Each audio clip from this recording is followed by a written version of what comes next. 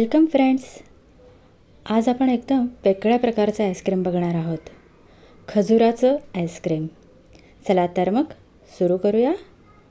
याच्यासाठी आपल्याला लागणार आहेत 5 ते 6 सीडलेस खजुराच्या बिया, व्हिपिंग क्रीम 1/4 कप आणि कोमट दूध 1/4 कप.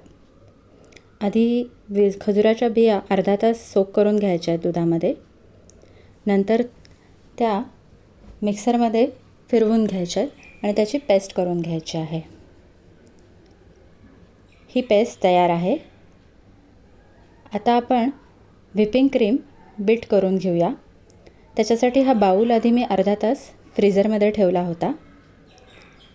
आता छान हे क्रीम घट्ट होईस्तोवर बीट करून घ्यायचं आहे.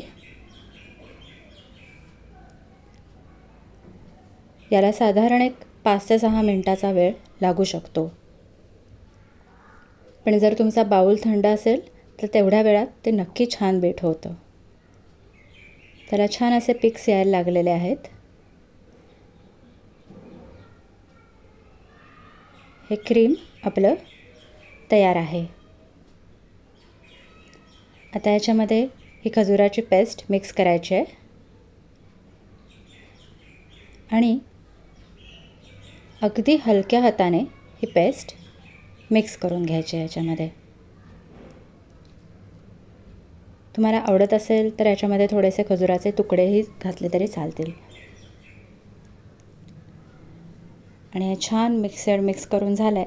आता एखाद्या एअरटाईट कंटेनरमध्ये हे घालून 5 ते 6 तासासाठी हे फ्रीझरमध्ये ठेवून द्यायचं आहे.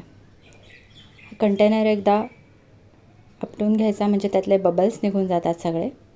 That's it. Ice cream is ready.